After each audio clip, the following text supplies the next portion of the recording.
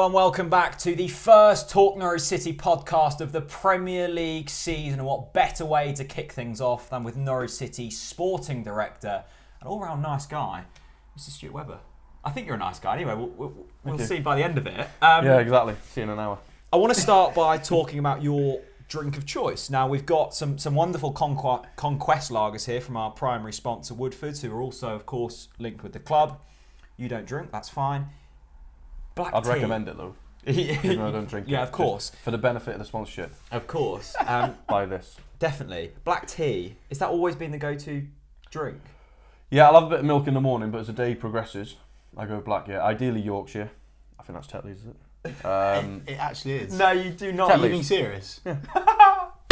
That's amazing. No, seriously, You tasted that it was Tetley's. Are you like a tea connoisseur? Yeah, no, seriously. No, tea's like that and chocolate are my like go-to. Wow. So, Chocolate, talk to me. oh God. Bourneville? Dark? No. Get out. I know it's your house, but no. But see, I remember on my first day at the club, I walked in. First person I saw was Johnny Howson, and said, "Oh, Johnny, how are you?" Talked about Leeds for a bit, and he starts talking about shooting and all that. I said, "It's tea here, mate." He's like, "What? So what tea?" And I'm looking, and he's like, "Tetley's or something." I'm like, "What?" So I've gone up to the chef. Everyone's a bit nervous on my first day of like, "Oh my God, who's this guy?" So excuse me, I said, "We've got to change this, mate." He's like, "What? Can you get Yorkshire tea?" So then he literally brought in the next day this massive bag. So now it's just Yorkshire tea, and we even take it away if we go pre-season training camp. He always goes, "Yeah, here's your little box of tea." So that was your first big move at the club? Yeah. First big decision. So this whole kind of Respect culture that. buzzword is nothing really. It's merely a change in tea. Change of tea. That's Changed our fortunes. That's around. the secret. Yeah. Amazing. But I like the tea. Brilliant. Now, I want to start with Colney, actually, because we met up at Colney. You kindly invited me a few months back. And I think walking around there, for me, was the real indication, because as fans, we don't really get to see Colney. You're there day in, day out. You obviously arrived back in 2017, so it's been over 2 years now. Yeah. And although, that promotion, which we'll get onto in a moment, was magnificent, how proud of you of what you've seen and the culture you've created at your base, Colney? Yeah, really proud. I think I was in there yesterday, and it's almost finished. Oh, this phase is almost finished of the new gym, and then the academy building's done, to be honest. And you sort of walk around with a sense of. And Steve Weaver's actually on holiday, so I texted him a couple of pictures, and he's like, "Oh my God," and it's sort of that sense of, wow, we sort of did it. But I think the most pleasing thing is it's just it's just been a group of a lot of people working really hard together with the same direction, and we started off with a belief and a vision. And if we're honest, we didn't really know how that was going to be created. And you sort of sit in a room and you're like, right, we want to create this. Okay, starting point, at least we know what we want. How are we going to do it? And I think that's been the most pleasing thing. And, obviously people like myself and Daniel get a lot of the praise. We also get a lot of the flack when it goes wrong, which is fine. But it's so many people, and we've got like a project manager, a lady called Floss Andrews, who's, attention to detail is ridiculous. I'm walking around there yesterday and I'm looking like just like a psychopath, really giggling to myself, because it's little things. You go up and the doors into the gym have got like the club crest on. Right. The wooden thing on the floor, the crest. It's the details. And are these your choices, or are these? No, this is hers. Right. This is hers, and that's what I like. It's so many people, and what it is, it's a group of people who get on great. As much as we argue sometimes or whatever, but it's like we've all got the same vision, and we almost know that that's what we want to do, and I think that's been great. And I think there's a guy called Damien Hughes. You should read his stuff. He's like The Liquid Thinker, The Barcelona Way, some great books. And I remember, fortunately, he came into the club, and I was talking to him, and he said something that struck me, and he goes, "Success leaves clues." And he's so right that when you go around, you see things, and it's like, yeah, look, little things. When it's like so the success of what ended up being promotion, it's so many things sort of come in together, and that's what we're sort of most proud of, or I'm most proud of, and I'm really fortunate, and Daniel's fortunate, and the owners are fortunate that we got amazing staff, amazing people who all genuinely work together really hard, really care. And I think that's one thing you get now. Next time you'll come, you'll see it, and you need to come as well, is you get a sense of pride in the place. Whether was that it's not there before? I didn't feel it was there before, and when I spoke to people who've been there a long time, I spoke to Russ about this a lot, because I don't know if Russ has been on here, but obviously legend of the club, too many times. Top player, but one thing with, he's extremely intelligent bloke. Yeah. So sometimes you talk to footballers and some of them aren't the brightest, or they don't they don't know how to articulate what they want to talk about. Whereas Russ is outstanding at it. And, you know, I got to know him really early doors, and I was like, come on, give us some of the, you know, tell us some of the lessons that, you know, I need to learn as we sort of go forward. And yeah, you could sense from what he said, people like Wes, who'd been here a long time, that there maybe wasn't really that sense of pride in the club. And I think if you looked at Colney, it didn't stink of pride. It actually looked a run down, not particularly tidy, not great. So, you know, proud is, you know, you've invited me to your house tonight, which I'm grateful to do this. You walk in and everywhere's tidy. You're obviously proud of your house and where you live. Of course. You know, bed sheets as well. New bed sheets, exactly, yeah. Especially for you. Perfectly groomed cat. Well, a bit arrogant. Just didn't want to say hello, but we'll leave that. Probably because I had no milk, so she didn't have any milk to drink. But yeah, but you know, and I think that's what we've created. And the key thing is now is how do we keep people humble and keep that and take that pride on to the next levels. That's our biggest challenge going to be going forward, I think. I think when we met and chatted last time, the thing that really struck me with you, and you've mentioned it there, that the books you've mentioned, you take kind of personal development as a man, not just as a club, really seriously. So do you think you're almost setting that example for people to work to? Because essentially everyone at the club looks up to you. Well, I'm sure everyone does.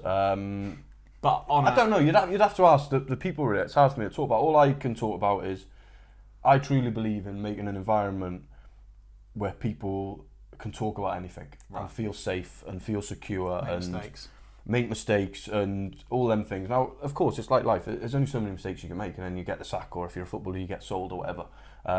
Same with me. There's only so many I can make, and eventually dealer might go on, off you go, and that's right. That's fair, but you've got to create an environment. The only way you grow is through making mistakes. It's the only way you get better in any walk of life. That's a deep belief.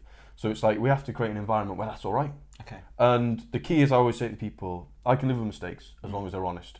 Okay. What I can't live with is a mistake if actually you've been lazy and then you've made a mistake to try and cover up something you haven't done. That's the unacceptable bit.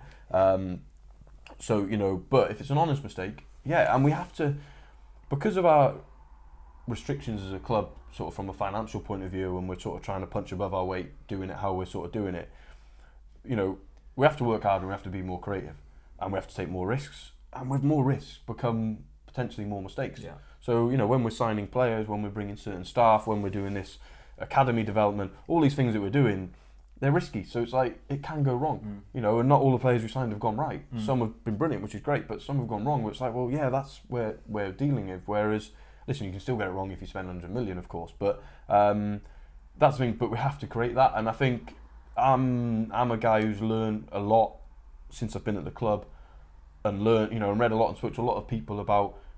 First of all, I have to show a vulnerability, you know. So I'm always the first. If we start a meeting, I'm always the first to go. I've got this wrong, this wrong, this wrong. Let's just get it off the table now. I'm not the guy who goes, right, well, where have we gone wrong? Because they need to feel that, all right, well, if he can admit to mistakes, maybe so can I. And trust me, I make more mistakes than all of our staff sort of put together. Yeah. And you know, that's fine. And you know, I'm fortunate that people above me, in terms of Dealer and Michael and the board, they also accept that and they understand that. You know, and certainly Dealer and Michael are extremely clever and they get culture. I think they've never. Is that because of you, or is that a deep? No, they've always got. They get it more than me because they're years of experience of it. But I think they. But that hasn't necessarily shown within the football club. No, it hasn't, and they're the first to admit that. Right. And you know, I talk to them a lot, and they always say the same things. You know, thank you for letting us get near to it. I think there's always been a. Nice. Well, I remember my first sort of interview with them. I said to them. Because I'd come from an environment at Huddersfield where I spoke to Dean Hoyle every day, every single day, the owner. Even if he was shooting pigeons in Argentina, which he did, which I could never get my head around. Why do I want to shoot a pigeon? In Argentina as well? In Argentina. It's because they're easy to shoot. I'm like, well, it's not really challenging, is it? You know? But never knew that. Anyway, we had that story with him. But so every day, because it's like, what's your club? You own it. You should be. I need to be unbelievably transparent to you because effectively I'm working for you, and then you know, the supporters and all the rest of it. That's what we're here. When you're at a football club, that's what it's there for. So I said to Dealer and Michael, I said, how often do you go to the training ground? Never. And I've gone, right, why? Yeah. We're not allowed. Seriously, yeah. Not That's everyone I tell a story goes, I'm not. I'm like, that's like someone saying to me, I can't go in my own back garden. Yeah. It's like, no, I think I am. Yeah. It's just a wife, and it's like, no, I'll do what you want. But she goes, no, they don't like us to fraternise with the players and be around. I'm like, I think that's our biggest strength. Yeah. That's because you two are two Agreed. unbelievably successful people, Yeah. Agreed. unbelievably high moral valued people. We need you rubbing off on literally everyone, whether it's the ground staff or the club captain or whatever, like being around it. And we've opened that up, and you know, Delia says whether it's lip service or not, I don't think so, because I don't think she's that type of person. It's like, thanks for letting us get involved, because now they're over stuff, and I think that then helps Amazing. breeds a culture. Because when we talk about we're all in it together, that doesn't work if you've got owners stuck over on an island there, and everyone's like, oh, we're all in it together, but they don't ever talk to us. Yeah. You know, it doesn't work, does it? So, like when we sign a new player now, we always get the families in to see Delia and Michael and go join them at a game. Does she cook them a meal? No, she has someone do that for her. Okay. That level. Surely that would be quite good for negotiations from now on, Stuart, to get Delia as part of the transfer fee to cook a 3-course, perhaps. I don't know. Or Yes, Goulson, Johnson. maybe. Get Goulson. Chris, let's go a couple of years back when Stuart first arrived. Good tea, Yeah. by the way. Sorry. Cheers. Yeah, he doesn't usually perform with hot beverages, so, Yeah. so Really? so good work. Harsh. Anyway, let's go a couple of years back. Yeah. How did you think this was going to play out? Because we'd come off the back of a fairly underwhelming championship season. We knew we needed change, but we weren't quite sure what change we needed because we'd never seen it before. Yeah. And are we in a position now where you thought we'd be, or are we ahead of the curve? 100,000,000% ahead of the curve. Definitely. I think probably 2 seasons, if I'm honest. Right. There was no expectation for me to get promoted this season at all. I thought that we could have been in and amongst it for sure, but to win the league in the style that we did was just, you know, unbelievable. I think before Stuart came in the door, I didn't really know what to expect, but watching the first interview made a lot of sense. Spoke quite straight with facts and the principles of what he wanted to carry out the club. Impressed a lot of the fans. So I trusted Stuart straight away, which is important, I think. And I think it's quite good. I think sometimes people at the top of the tree at clubs can have an aura and speak in a language that doesn't really sit with fans at all. It's like, no, I'm bigger and better than you, and I'm going to kind of just feed you every now and then. And for me, straight away, I thought, right, this is good. And it actually wasn't that interview. It was, I went to a business network event, and it was maybe 1 or 2 months after Stuart was in the door, and he was up on stage with Steve Stone, and the way that Stuart was talking, I was a bit shocked in a good way, because I was sitting in the room going, cool, blimey, hello. Honesty. You know, yeah, I was like, we've not had that in a long, long time, and you know, we all know who we're talking about, to be honest with you. And for Stuart to sit up on that stage and be like, no, I think that we've spent, you know, way too much in terms of wages on players and stuff like that. And I was like, wow, this is refreshing. But yeah, for me, very impressed, well ahead of the curve. And thanks. There you go, should we finish now? That'll do, yeah. Thanks. It's very easy to sit here now and say it's all worked marvellously the last couple of years. Did you have genuine belief that you could take Norwich City, of course with Daniel's help and everyone else's help, but did you genuinely believe that you could get us to the Premier League? Yeah, I wouldn't have come otherwise. Right. What did you see in us? I saw and still see Right. unbelievable potential. So for me, when you talk about a job, the most important thing for me is, and my wife worries every time I go home, I think that the thing will come of I'm bored now, because that's what happens. It's about the project. So it's not about I've been fortunate to work at Liverpool, so I've worked at a huge club with great people, world-class managers and all the rest of it. So that doesn't overly go, oh yeah, I just want to go work for Man City or whatever, not at all. It's the project which attracts me. And what I saw here, and I was fortunate, me being here, whether people like it or not, it's down to my wife having been here previously. Yeah. Because she, as soon as the call comes, she goes, you have to go and talk to him. Right. Because she knows what makes me tick, obviously. Yeah. But she also knows the sort of type of project I like. And what I saw here was, I really like the fact that we're the only club in the region. Yeah. That In the region, not the county. So Yeah. we're dismissing everyone else in the region as well. Is there anyone? Ipswich, but irrelevant probably. Okay, yeah. Are they same? Well, Eastern region. Okay, we're the only big club in the region. Okay. Amazing. No, it's obviously a great history and all the rest of But in terms of that sort of one club city, but the only one in the county then. And I looked at that and I thought, wow, and then I thought, right, they've got a Category 1 academy. They've got sensible owners. Yeah. Maybe not with the capability financially as others, but they've got, that you can go and have a sensible conversation with them. And I looked at it and thought, crikey, there's so many things that we can get sort of right here, and there was so much. I felt, having met them, I'm going to get freedom in the role to make mistakes, but also try things and be ambitious and sort of be ambitious for the club, because I believe in like legacies, and you want to leave something behind where the next person come and go, you know what, whether we like them or not is irrelevant, because it's not about a popularity contest for me. I don't really care if people like me or not. I don't want that. But what I do want is at the end that people go, you know what, he left our club in a better state. I didn't like the bloke, and that's fine, because you can't please everyone. You'd rather everyone liked you, of course, absolutely, of course you would. But that's not a primary concern. Trust me. You'll have the same, won't you? Some people would go, knobhead's doing that or whatever, and other people go, it's the best thing ever. Yeah. So you can never please everyone. So, but it was that, and it was the potential of the club, and that, it's little thing or big things. But I remember when we went to Arsenal away in the Cup, sat there going, there's 8,000 people here on a Tuesday night for a League Cup game where it could easily be Arsenal against Norwich Reserves, couldn't it? It could have easily been that. Yeah. And it's things like that. Wigan last season, I know we're trying to get promotion, blah, blah, blah. It's 12 o'clock, and it's like turning up to That's a long trip. Yeah, it's like turning up to a playoff final or something, wasn't it? And I was like, said to my wife as we were driving in, I'm like, look, all these like just yellow shirts everywhere, like 10:30 in the morning. It was like bizarre. And it's like all that sort of stuff. And then, I looked at the train round and thought, oh my God, we can make this amazing. Not the biggest in the world, but we're never going to be the biggest club in the world. Was it the fact that the key pillars were in place and you just felt that you were the man to move them forwards and kind of blend them in the right way? Yeah, definitely, yeah, because the potential's there. This could have been anyone sat here could have done this. I truly believe that. It's just, it needed a vision, it needed strength, and it needed a clear plan and an understanding that during that plan bits were going to go wrong, but stick to the plan. Whereas I think football's not the most complicated industry in the world, in my opinion. But what people can't do, they can't go through the rough bit. And if you look at success, any success, it normally starts all right, because everyone's behind it, enthusiastic, it's going to be great, we love it, da-da-da-da-da. Then you go through a real difficult period where everyone just questions it, literally everyone. And then normally you get an end result at the end of it, don't you? Did you question it? Yeah, I'll be honest with you, I don't mind admitting it. I had moments in the first year, dark moments of like, is this going to work? My dog also going, what?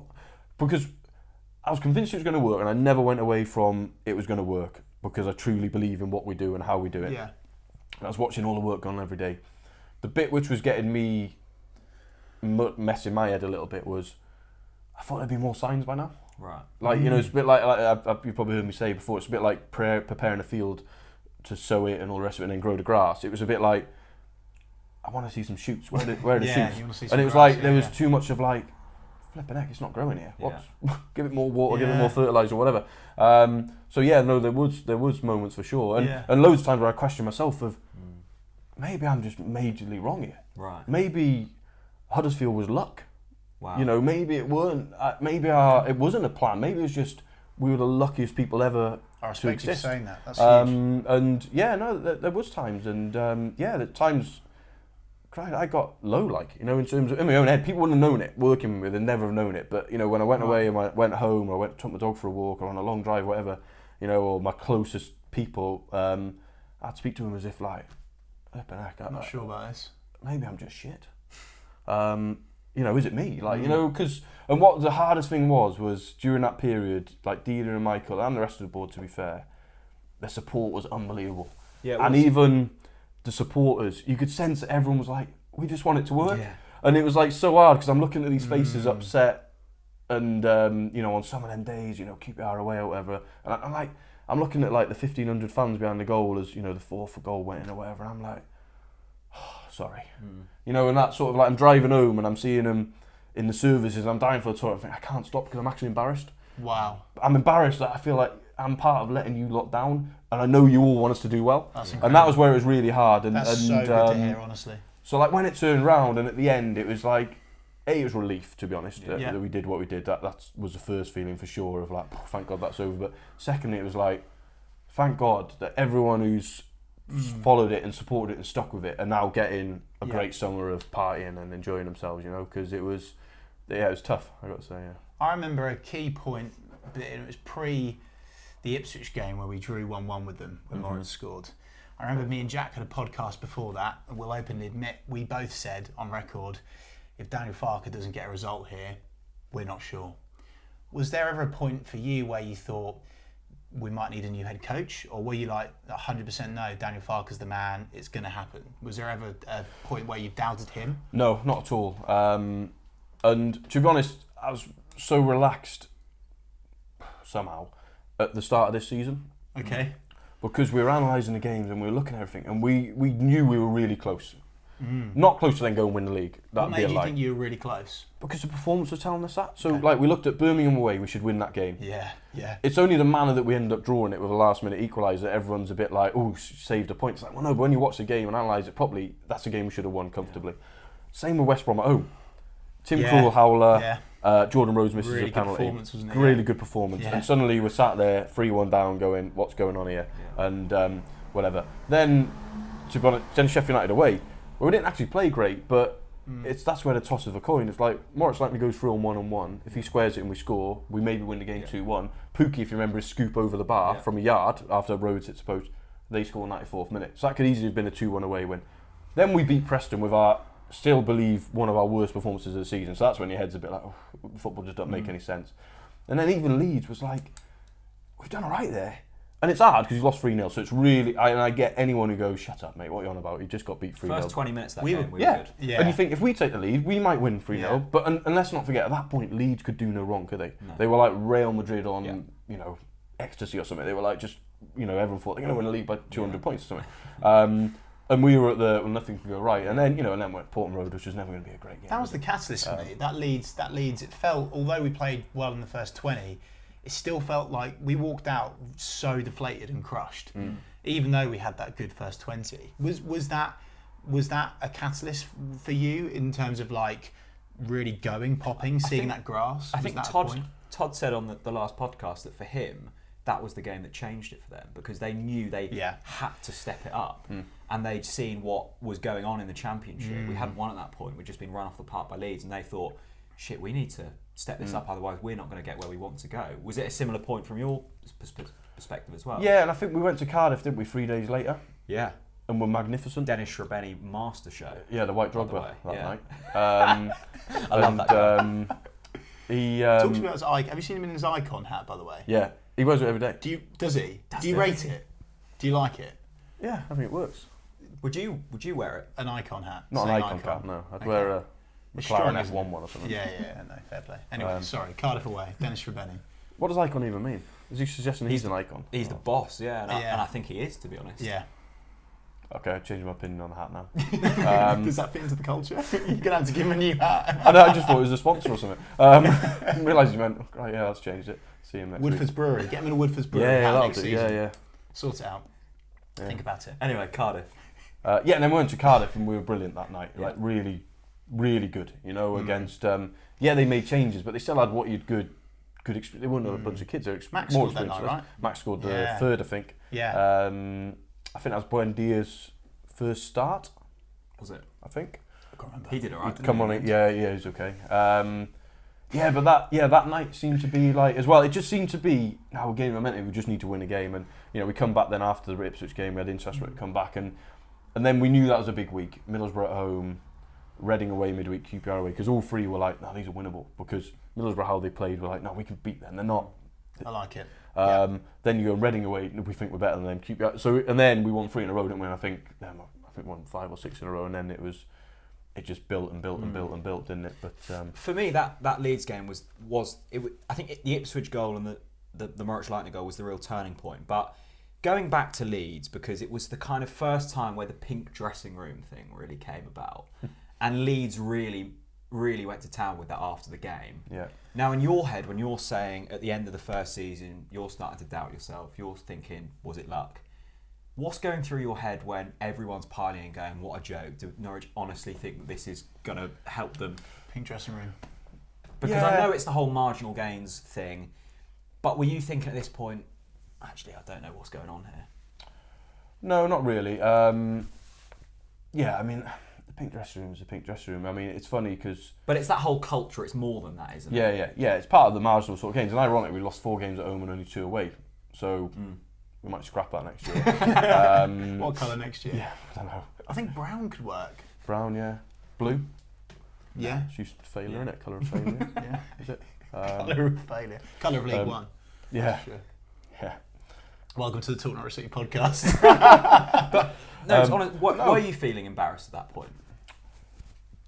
Yeah, no, at that point, not so much embarrassed. It was more a feeling of just turn around, please. Like we deserve better than this, you know. Like I was looking at the work of Daniel and his staff, the work of the players, you know, like they were putting so much into that pre-season and they were working so hard, and the group was so close knit and together, you know, like the spirit and everything. Because normally when things aren't going well, you can see them 3 aren't talking to each other. That, you know, you can feel it in the club. I've been in clubs where it's like that and it's horrible.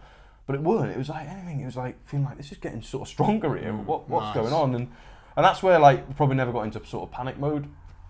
It's probably at that point though you've just got to keep reminding everyone of the plan and keeping it calm. And you know what? You have to put the tin hat on as well and take the stick which comes your way and understand it as well. You know, and at no point during periods like that, any of the stick which come away, did I blame people? Because I'm like, you know what? If I've paid a lot of money and I'm watching that and I don't, you know, it's not supporters' jobs to analyse a performance. Go, yeah, but they see the result, of course, and that's fine.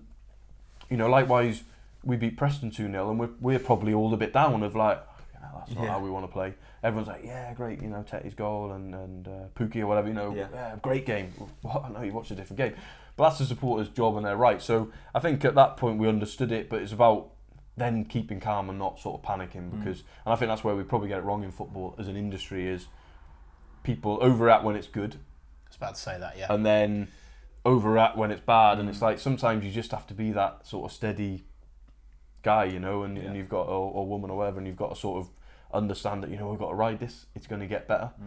If you truly believe in the work which is going whatever. If you don't, then you have to change it and you have to be brave enough to change it. But yeah, it was an interesting time. You spoke there about that tight-knit squad, and I think everyone could see that. Both on the pitch we were fantastic. It felt like off the pitch it was a real special group. Was that part luck, part fantastic recruitment, or was it all, right, we need these people to do this on the pitch and also have these characteristics off the pitch? Because I listened to the interview with Kieran with Michael Bailey a few months ago, and it felt more, you're recruiting for more than just them traits on the pitch. It feels like it's that humbleness off as well. Yeah, absolutely. It's a huge point for us. So, and we haven't got it right all of the time for sure, but yeah, so it's not luck. Luck has to play a part because you can put loads of good people together and they can still not get on. Make your own luck. Exactly. But yeah, absolutely. But yeah, no, for sure. When we analyse the squad of the first season, we're going into the next season. It's like we need, you know, we call them cultural architects. We need a couple of these, you know, and people like Tim Krul, Jordan Rhodes were signed as much. Listen, they're both fantastic players as well. Let's get it right. Jordan's goal record and Tim's experience or whatever. But it was much about their personality as their footballing ability. Because we needed that in the dressing room. That part of keeping Alex Tetty was that of like, you know, and everyone 2-year contract, you know, his knees, it's like, well, no, but he brings more than that because we knew that Russell's journey with the club was over. We knew that Naismith, who was really good at that as well, although I know in terms of performance, people would question that, but in terms of in the dressing room, brilliant. So we knew that was over. Wes had gone, Cameron Jerome. It's like we needed to create a new set of leaders because it was, you know, a lot of young players, a lot of players who were playing in the country for the first time. If you take Mario, his first year was hard. So he wasn't ready to be a real leader because he was still trying to find his own way.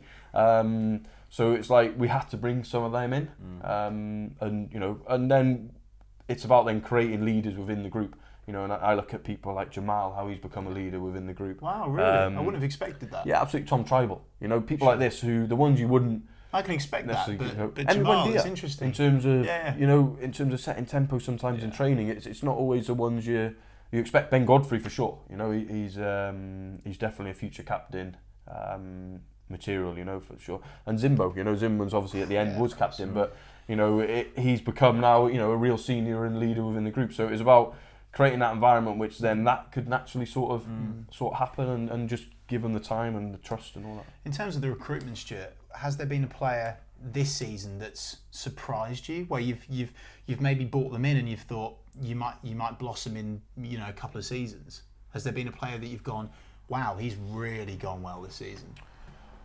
Or did you honestly expect them to do as well as they did? Certain ones I did. So Emmy's no surprise at all. Okay. No surprise at all. I remember saying to Daniel, we'd sold Pritchard to Huddersfield. Yeah. To get hammered for, thinking I was like, some plan or something, not really. But we'd signed Emmy that January. Yeah. He was done, but we left him where he was, Coach Lyonnaise on loan, because we couldn't break the loan and whatever.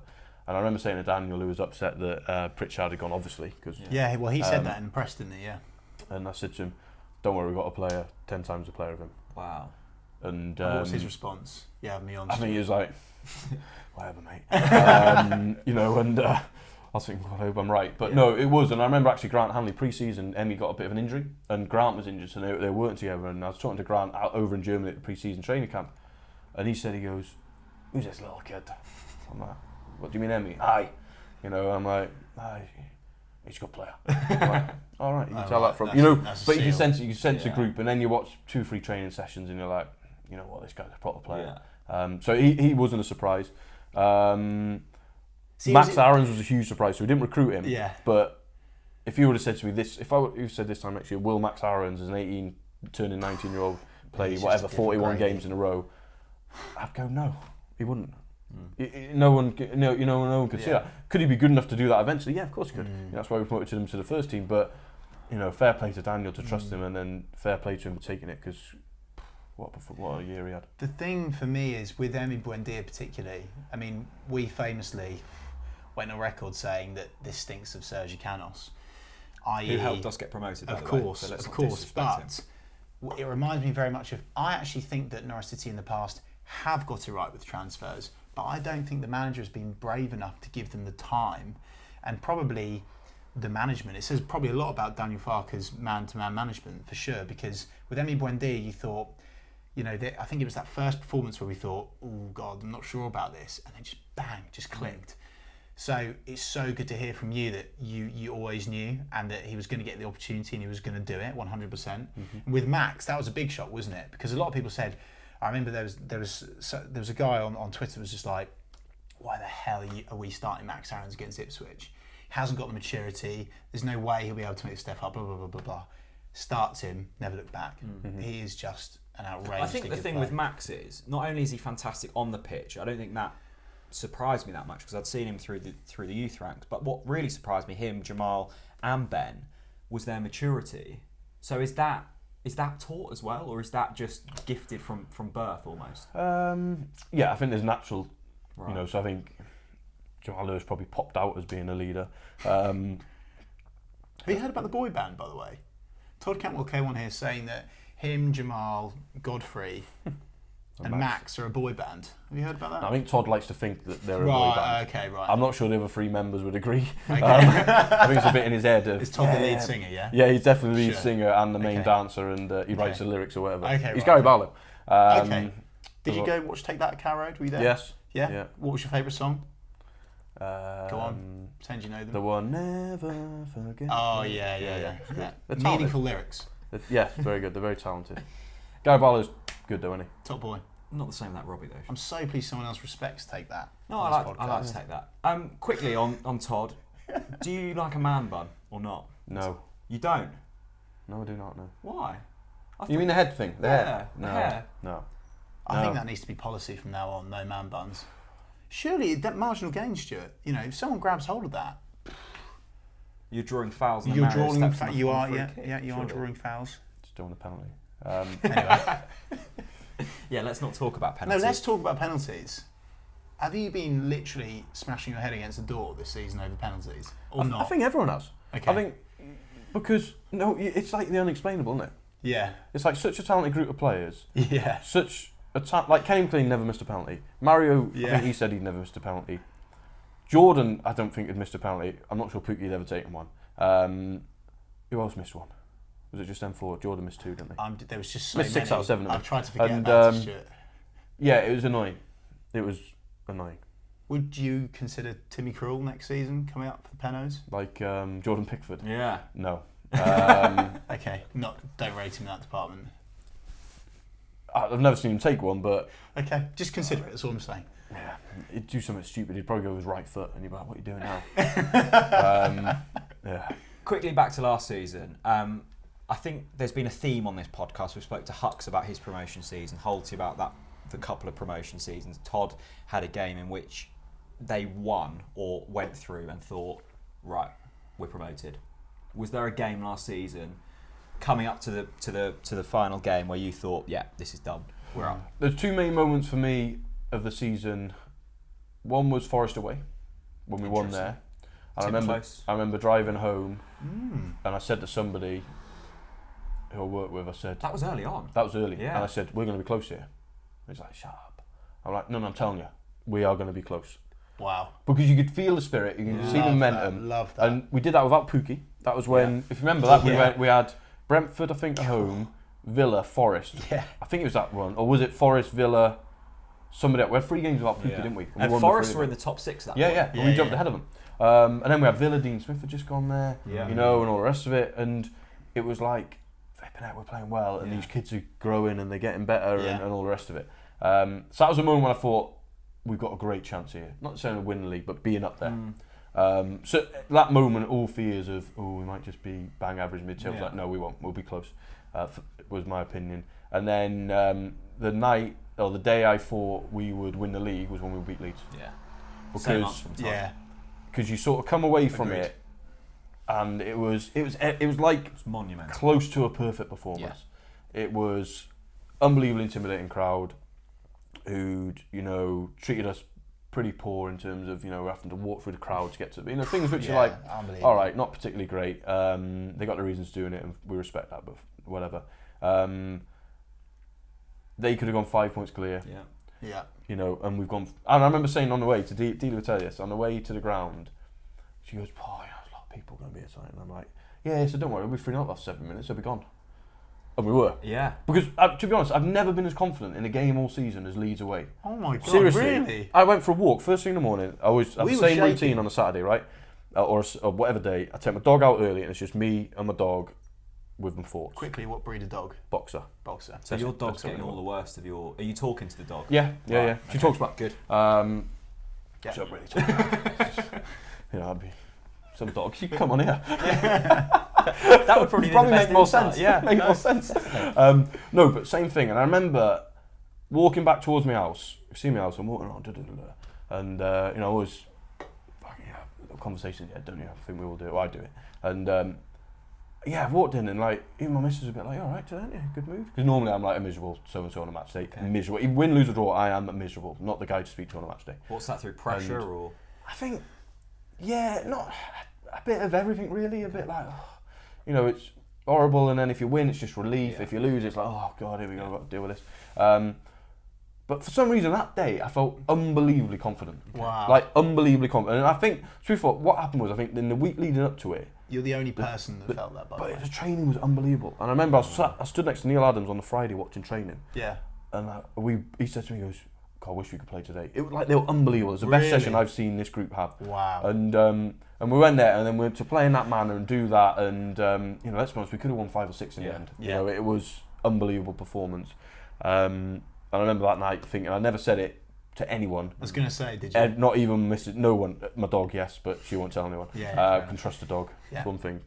Trust a dog more than any human. That was for me. It was like, I think we're going to win the league. Touching on, you mentioned Hux there at the start, Jack, and there's something I'm dying to get out here. One of the key things that I've noticed, which is, in my opinion, been a marginal gain this season and will be for the seasons to come, whilst you're here, certainly, is I've noticed that you've brought the legends back into the mix. Hux, Gossie. I think that is unbelievably important. And why was it that you chose to do that? Because they were cast aside by previous individuals. And what sort of impact can those legends have at the club? Gossie and Hux as such. Yeah, I think not just legends, to be honest. I think anyone who's played for this club.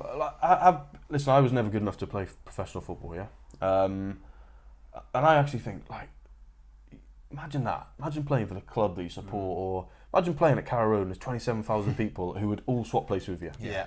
But I also think as a football club, we have a responsibility to respect our current players and ex-players. Because I think footballers sometimes get a rough ride in terms of, well, you paid a lot of money. Definitely. You know, and it's almost like, all right, so money means that they can't still have human being and they can't still have problems and all the rest of it.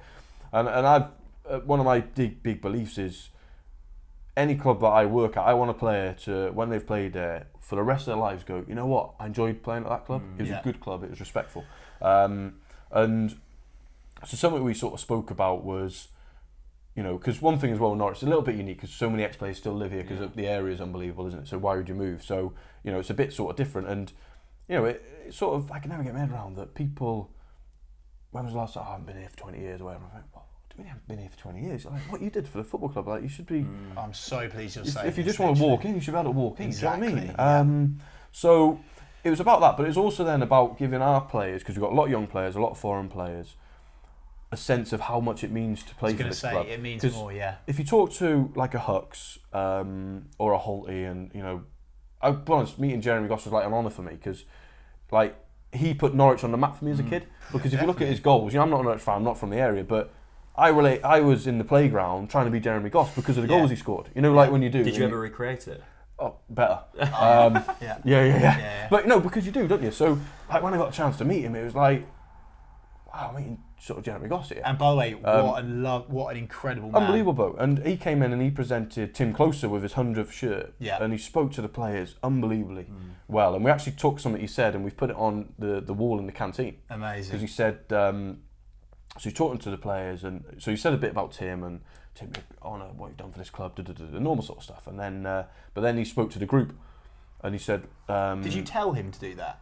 We asked him would he mind addressing the group, but it's got to be his word. We don't want to say, Yeah. oh, can you talk about, you know, how lucky you are? Can you or tell whatever, them this? Because you want it to be authentic, right? Love that. So, but one of the things he said, he goes, he said, I left my lungs and legs out there on the training pitches, and I left my heart and soul at Carrow Road. Wow. So we've Oh taken that, my we've put it, God, we've got it in wow. our canteen. What Because a cool- when he spoke, most of the players were like, is he a professional speaker or what? Because he was Yeah. like, Yeah, he yeah. got him, you know, he sort of got him in a Yeah. moment of like, wow. And Wow. that's what we want, is to create the, no lads, you're not just at a football club, you're at a special football club.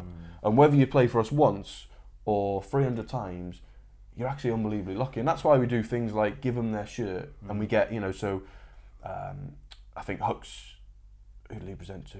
I don't know, whoever, Jordan Rose or whatever. Tetty's got one, hasn't he? And Tetty got one. We got the one's debut. So Adam Druid and Max Aarons. You know, this is Adam who's played so many games with the club.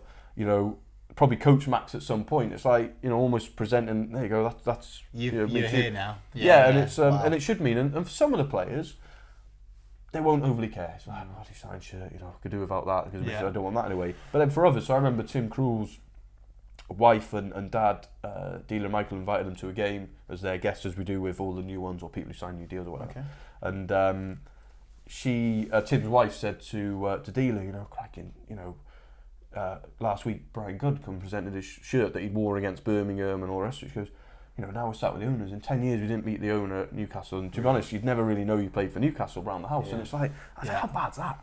I played 170 times for that club. You know, it should be. Yeah. He should be a legend there. Now he is with the supporters, Yeah. and that'll never leave. And like Hux and Holty and all the rest of it, of course, we'll always be legend with Norwich fans. But they should be within our own club. We should be still grateful for him, but also learning from him as to, like, Nigel Williamson come in to present Tetty with his 200th shirt. Yeah. And it was like, Nigel, you know, you've got a team promoted. Yeah. You've been there. Can you speak to him about it? Yeah. You know, and some of it we didn't put out because some of it was, he spoke passionately about, no, win the league. He said, get promoted, but win the league. So in 20 years, you can show your kids in medals. Oh my God. And it was like things like that Makes me where emotional actually to be it honest was with you. like, but it's great because you know what it's like if Daniel says it every day or people like me say it, it's like, it's like the headmaster at school, isn't it? Yeah, of course, be respectful, say please. But sometimes when it's someone who like has been there, you go, oh, it's different. That's why I've had people like Middleton in speaking about fear and about vulnerability and stuff, because it's like, you know what? We could say the same things, but from him it's like, but this is an elite soldier who's done whatever he's had to do in his career. I love the fact that you're getting people in from other sports as well, for sure. One of the things that I was going to say, Stuart, is when we went down to League One and Gunny was in charge, and then Gunny got the sack, I personally felt at that point as a supporter, we lost our last bit of soul, to be honest with you. And I genuinely feel like now you've literally injected that really hard and fast back into the club. I think bringing Legends back is a genius move. So I just want to take my hat off to you for that. Genuinely, I think it's incredible to get them back in the mix for sure. Because what does it mean? It's not.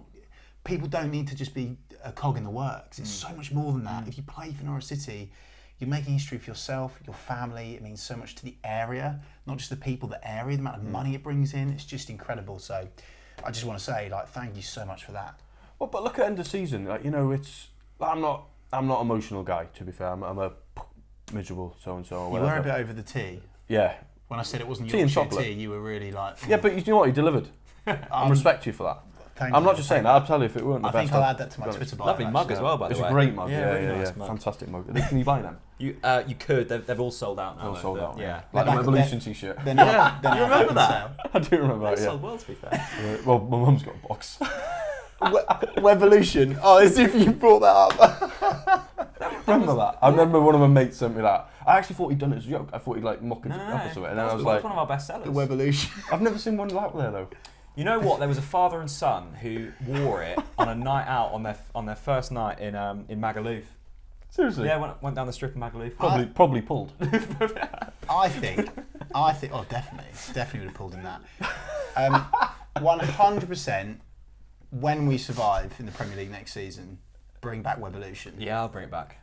It's a movement. Promise isn't them? it? Promise them right now. Yeah, I'll bring it back. Okay, good, done. He Next. can pay to give them all to £26,000.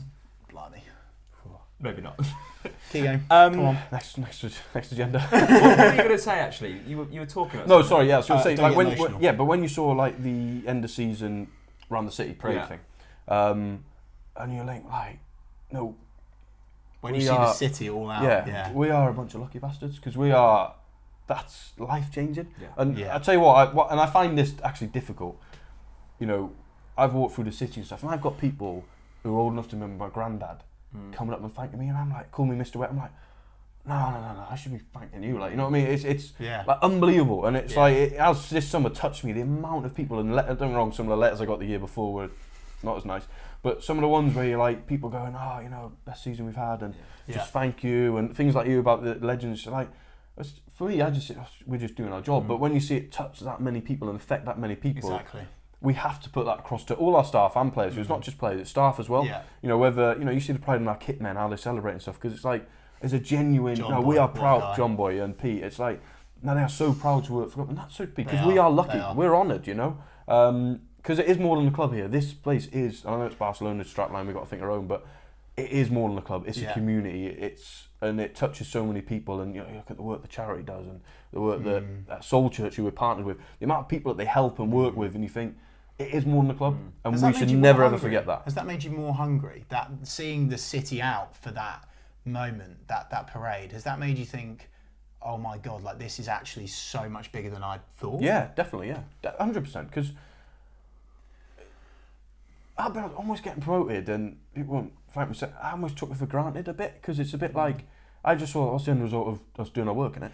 And I know it's a bit But miserable. you're seeing that, No, we're no. not. You see that progress week in, day in, day out. We're Yeah. not seeing what's going on at Colney.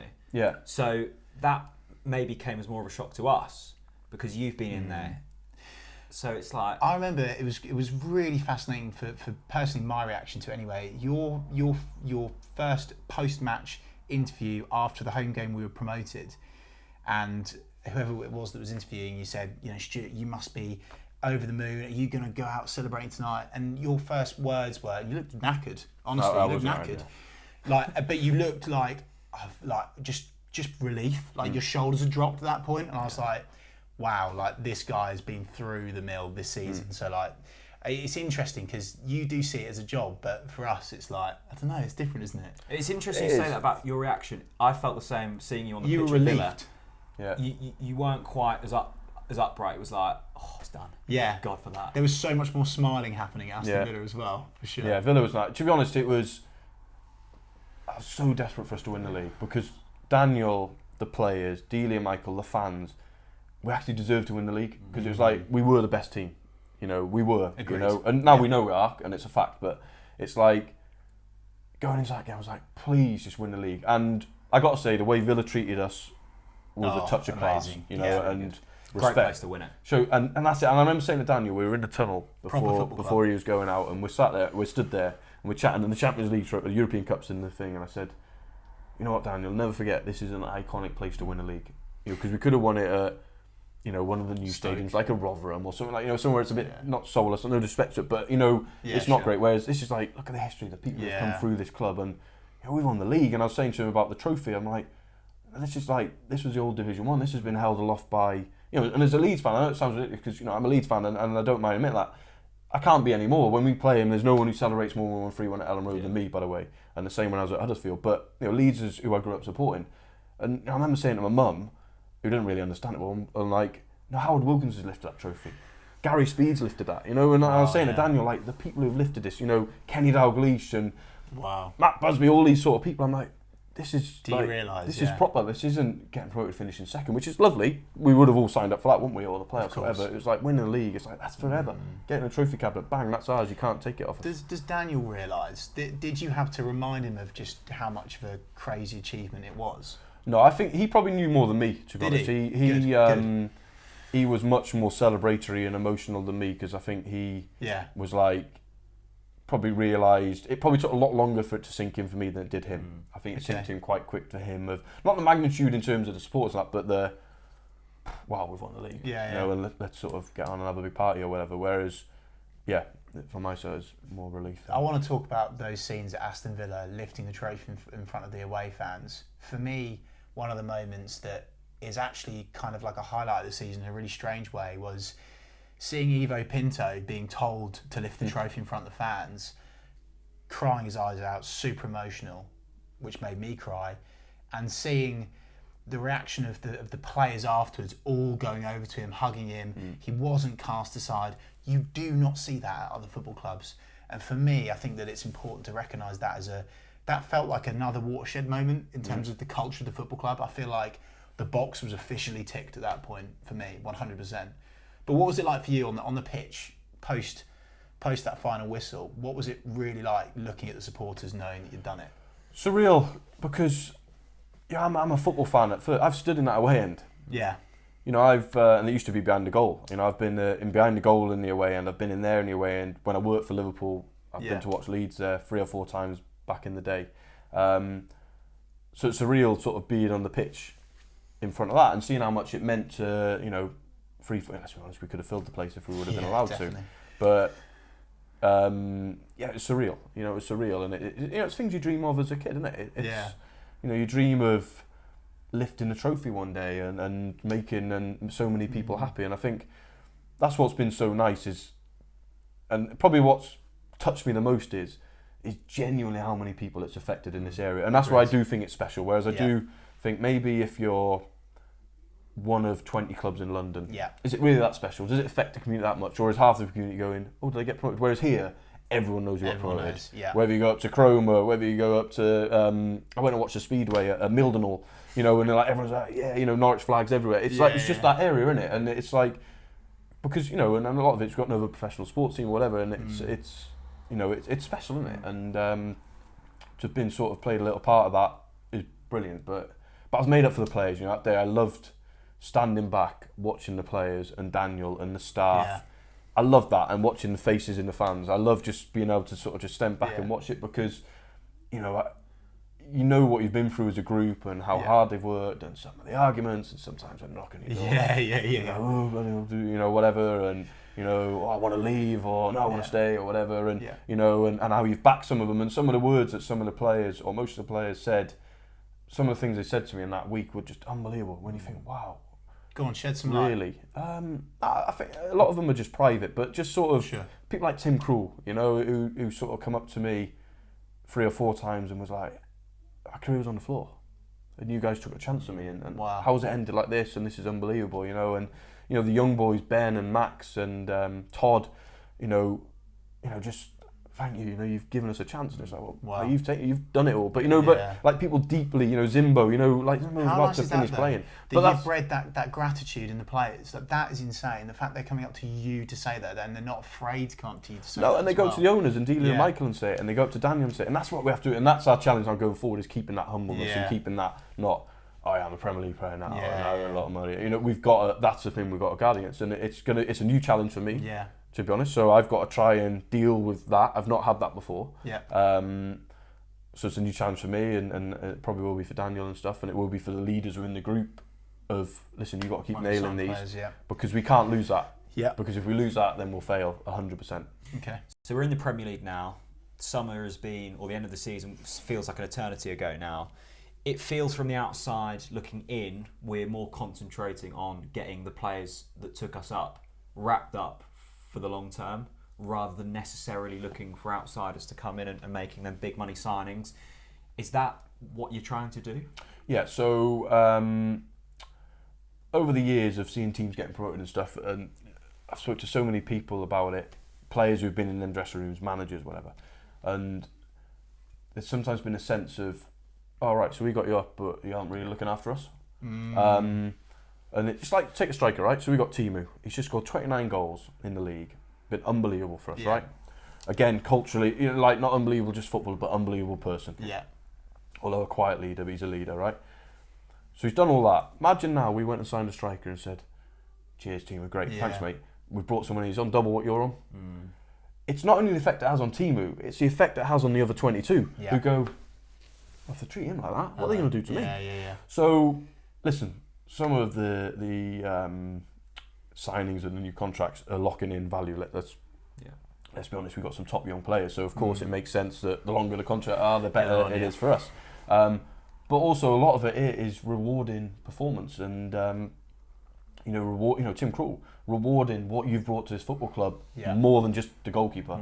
Because who knows, we might need a better goalkeeper in the Premier League. Who knows, Steepman, we might need a better version of Steepman in the Premier League. But you know what, you deserve to give him a crack, and you know what, you deserve to be well rewarded for that. And because we talk about respect as a club, we talk about rewarding, we talk about all these things, it's like, well, we then have to act like that. As a football club, I strongly believe that it can't be just words, or it can't be when it suits. You then have to back it up, because then the minute you don't back it up, the minute you're dead now, because then they don't trust you. And one thing I try and pride myself on is getting staff and players that I work with to trust you. Might not always like it, and that's a completely different conversation, and it's fine, because it's like whenever a player wants to come in and have a set two about something, it's like, listen, I'm not going to tell you what you want to hear, but I'll tell you the truth. And I'm a big sort of believer in that. But the minute you sort of lose that trust, you're dead with the rest of them, because they all sort of talk. And so we've worked hard to tie the ones up. That's an ongoing process. We haven't finished with them all yet. But they deserve to be rewarded, and we have to do that. One thing I really want to bring up as well, Stuart, is Tim Krul. Obviously, you went on record this season backing him up at a crucial time. What was that like? Obviously, extremely frustrating for you. But what was that like to be listening to that? Obviously, certain people didn't back him at times that we maybe needed it. And what was that like for you at that point, having to back Tim up there? I think, listen, Tim's big enough and ugly enough that he don't need me to or anyone else to sort of back him up. But the play, if you remember the Swansea game, because it was after the Swansea game, it was, where Dan James has twice closed him down. Dan James just gone for 20 million quid to the biggest football club in the world, right? So he's not playing against some mug. He's playing against Jamal Lewis, quickest player I've ever played against, right? So, of course, trying to play football how Daniel and we want them to play comes with an element of risk. And when you're a goalkeeper, you are vulnerable, because you're back there with the ball, you've got people running at you, you need to pass on, if it's, So, and what I didn't like was, first year, people moaning about how we play. I got it, because you know what, we haven't shown you enough yet for you to get behind it.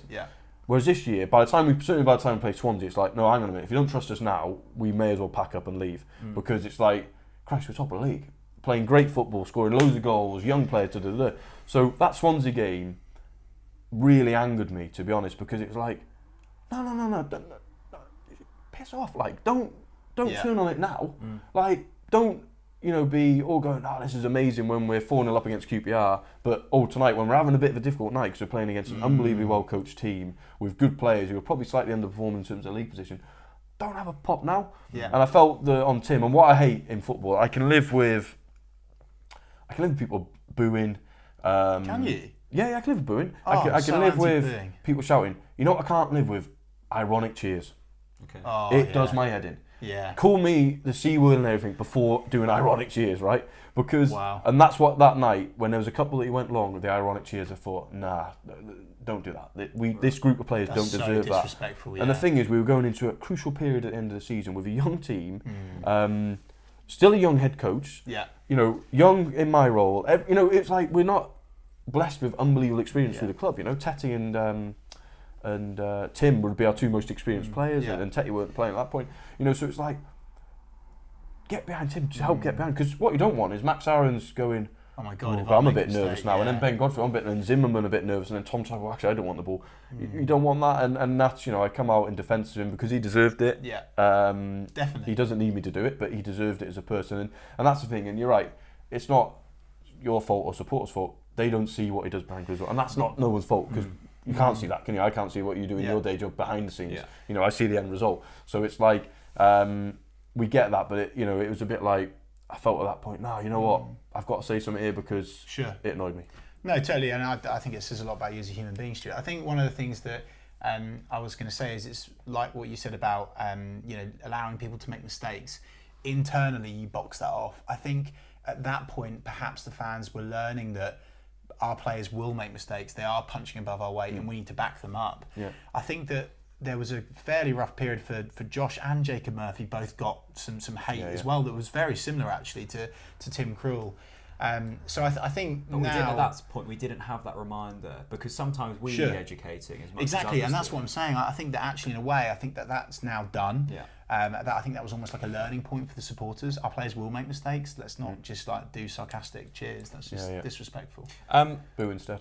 I can't believe you like booing, by the way. No, I don't like it, but I don't mind it. I can live with it. It's ironic. Okay. Cheer. It's like, because as a player, that's I so hate damaging 'cause sarcasm. it's individual. yeah, because it's like, no, don't do that. Just call me whatever you want, but don't be sarcastic about it. Oh, Yeah. lost again, or whatever. It's like, no, just go, listen, I think you're rubbish. Yeah, Cheers, yeah. thanks. Don't, like, it's just, I've always hated that though. No, fair enough. Even sat in the stand, if I'm watching the game as a fan and I hear it, I'm like, I'll be the guy, shut up. Yeah. Don't be ironic. Yeah. Don't be ironic, you Yeah. know? I can't be doing with that. Let's talk about something that I think would be odd if we didn't bring it up: the away membership and the ticketing, and everyone knows what's happened. I don't know quite what to call it. What has your reaction been to the reaction of the membership? Yeah, I mean, in terms of the whole scheme, it's, you know, we all take responsibility as a club, but, you know, it's Ben's area to communicate that, and he'll do that accordingly next week, and I think we've already made a statement that that'll happen. So I don't want to get into the nitty-gritty of it, because to be honest, I don't have enough knowledge of it to do that. Yeah. I'm just going to add my point of view, and I'm really looking forward to the club's statement on this. From my point, it felt odd, as you've talked about there, you've set such high standards, that this announcement was released at 6 o'clock in the morning. It felt like it was almost tried to be snuck out. Mm-hmm. It felt odd that 7 fans were consulted, not the fans' boards like they have done in the past. That felt like people might not agree, so let's just try and stick to the fans who'll be happy with it and sneak it through. And it feels a hit on the families of 4, 5. I know a lot of people who can't simply afford to pay 300 quid to get the chance, and maybe not even get the chance of away tickets. I know it's not your call. That's my perspective on it anyway. So I'm looking forward to the statement from the club. Let's talk about players. There was a lot of speculation regarding a certain Maximilian Aarons last week. Confident that he'll stay? Yes. Yeah? Yep. Good. Ben Godfrey? Yep. Good. And finally... I love this. This could be a quick fire, couldn't it? We're not going to get any more out of it. Yep. No, I like that. I'll raise the name David Turnbull. What's going on there? Yeah, so he chose to go to Celtic, you know, and it's... Did he come to Norwich to speak? Yeah, he was with us on yesterday, which was Thursday. Talks went well, and we rolled out the red carpet as we would. And he chose Celtic, you know, which was his choice. Good player, good lad, good representatives. He chose a great club. I'm not sure I would have chosen him after the way they spoke about him in the media, but that's my... Yeah. Do you know what I mean? But respect him for that. He's joined a great club, and I'm sure one day he'll want to play in the Premier League at some point, and you know, because it's the greatest league in the world, and you know, hopefully he'll get that opportunity. Do you feel disappointed to have missed out? Yeah, for sure. Because when you miss out on a player ever, it hurts. You know, it's because you put so much work into these things. It's not just a quick thing. You put sort of months and months and sometimes years of work in, and when you get turned down, it's never nice, is it? But at the same time, there's always another player, and at the same time, we always talk about we want players who genuinely want to be here. And as I said to him yesterday, when he was trying to decide, I said, "Listen, mate. Well, thing you got to remember, have no regrets. You've got to go where you want to go. Yeah. And if your heart's set on Celtic, you need to go to Celtic. Yeah. Because you know what, you'll be here and in a month, you'll be like, oh, I'm going back up to Scotland. You can't, you know. And one thing, if you look at the group of players that have been here and done so well, they genuinely want to be here and they love it and they've worked hard and they've given their lives and everything to it and their families have, and they've been a success. Yeah. Whereas the ones who don't, it normally doesn't work, you know. And so fundamentally he's made the right call, and good luck to him. Hopefully we'll enjoy watching his development there, and One final one. Confident we'll stay up. It's difficult. I'm confident we'll give it an unbelievably good go. I really do, and I think that's one thing, you know, with Daniel, the players, and everyone at the club, supporters as well, is, you know what, we're going to go in there and give it a proper good go. And I'm enjoying the fact of all the experts are telling us that you need to spend this and you need to do this and you need this. Experts. Yeah, it's brilliant. £15 million goalkeepers. It's brilliant. I love it. It's great because it's the same stuff we've been hearing last year about this is what you need to get out of the champ. So it's great, you know, and let's go and prove people wrong. Let's go and embrace it. Let's enjoy it. And you know what I'd say is, and I've said this from the start, is, you know what, if we did get relegated, we'll come back stronger, we'll go again, and whatever. Yeah. It is what it is. You know, we've got to just all stick together through it, and I think, you know, this is going to be hard. Of course it is. But it's through them periods we've got to stick together and stick to our beliefs and stick to our principles and keep interacting and keep building on what we're building, because as I think you said at the start, you feel we're probably ahead of the curve. We do as well. That's a fact. You know, did we expect to get promoted this year? No. Yeah. We expect to have a good season, but you know, no. So it's like, let's enjoy the fact we're ahead of it, and if we can stay ahead of it, brilliant. Yeah. But if not, fine, we go again, and you know, we won't put the club at risk. We've already paid for a fantastic training ground off this promotion. Tick, brilliant. You know, that's here for the next 20, 30 years. Yeah. Long after people like myself are gone. So great, you know. So I think let's enjoy it. Let's embrace it. What I can't wait to see is how our young players adapt to it. Yeah. I genuinely can't wait to see them playing in the biggest arenas against the best players. I can't wait because it's exciting. You know, isn't it exciting? Yeah, I was going to say, you worried about it? No, to be honest, I'm excited about the Premier League, nervous about the Championship, because the Championship brings a level of expectation, right? Yeah. Even for us last year, although we had no expectation, but this still has, because we're a big club in the Championship. Yeah. Whereas in the Premier League, there is an element of everyone's written us off before we start. Yeah, true. So brilliant. It's like, thanks for that. So it's like, it's almost 38 free hits, isn't it? Yeah, sure. So it's like, let's enjoy a load of free hits. Let's see what we can do. Yeah, can we go and piss a few people off and, you know, do a bit of, you know, sort of myth busting? That would be great. I love busting myths of, you know, what foreigners do on a Tuesday night in Rotherham. Yeah. We've proven that, Huddersfield and here. Yeah. You know, foreign coaches don't work in the Championship. You can't play football. You know, like we've done that twice now in terms of Huddersfield and here. So it's like, brilliant, let's go and do the next stuff. For So you, you have to have Premier League experience is a big myth. They keep talking about. Maybe it's not, but they keep talking about. And you've got to spend at least 50 million. You know, the amount of calls I've had from agents going, you're in the big league now, pal, you've got to do this. Yeah. Have I? I've got to do that, have I? You're telling me I've got to do that. Is there a chip on your shoulder? Big one. Yeah. Yeah. Can feed it. I love Stuart, pleasure as always, mate. Thank you so much for your time. No worries. Thanks for having me. Appreciate it. Top man, Thanks for thank the tea as well. Great tea.